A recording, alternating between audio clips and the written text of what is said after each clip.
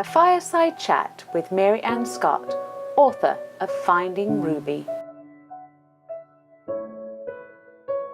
I wasn't always a writer. In fact, most of my working career I worked as a purchasing agent, buying steel and parts for the automotive companies, the big three. I always say that there were two types of people that I worked with. One were characters, and then I had my very special characters. I used to think, in fact, what I would do is I would often go around saying, I could write a book.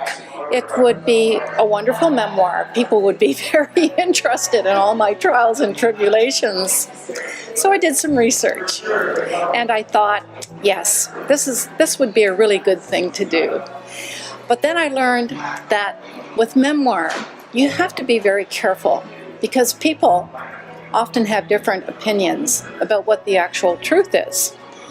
So when I realized that my very special characters might not see the story the same way that I do and decide to take me to court and sue, I decided to put that idea on the back burner.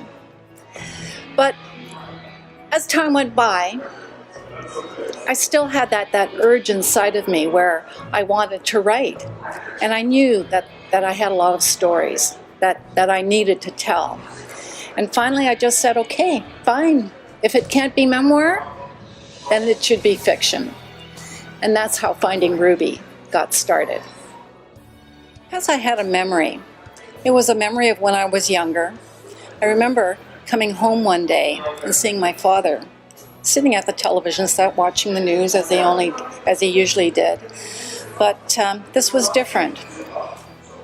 I saw him sitting there and he was crying. And I wondered, what's the matter? I remember him turning to me with a tear-stained face and saying to me, "It's over." And what of course he meant was that the Berlin Wall had come down, that symbol that the Cold War had ended. Now I knew that my father hated communists, and that was something that he never apologized for. But right at that particular time, I realized that the Cold War is something that you don't easily forget. And when I thought about my dad's experience with the war and the impact it had on him, it got me thinking about spies and the Cold War stories that were out there. And I thought, well, when the Cold War is over, you don't really need spies anymore. So I wondered, what do all these spies do when they're not needed anymore? Do they go on and live normal lives? Do they get out of the force? Do they go on and have families of their own? And how much of what they did back then did they share with their families? The story that I thought up of in my head was about a young woman who didn't know anything about her parents' background. And she just happened to finish school, but she comes home and all of a sudden her whole world changes. She finds that her house has been torched, her parents and her little brother killed. But the whole thing gets worse. While she's watching the fire, two men approach her.